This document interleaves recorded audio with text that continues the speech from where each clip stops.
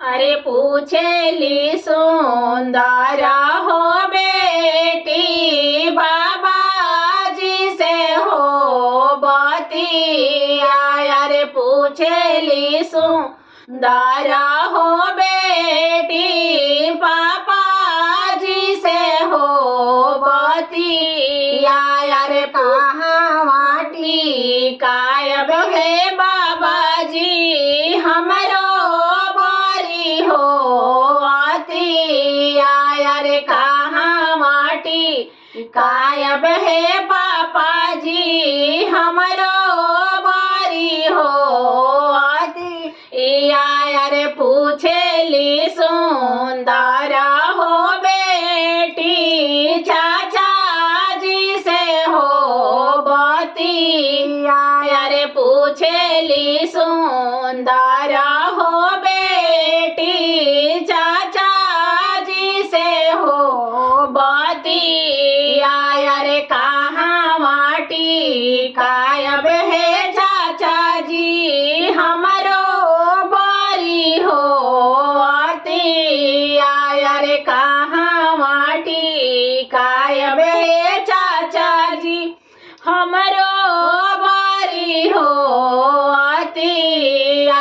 अरे गाढ़ा मोरा तुरलू हो बेटी पुरैनिया पाता हो सुखाले। अरे गाढ़ा मोरा तुरलू हो बेटी पुरैनिया पाता हो सुखाले। अरे भोसला चिरैया हो बेटी से हो रे उड़ी हो गईले। अरे भोसला चिरैया हो बेटी से हो रे उड़ी हो गईले।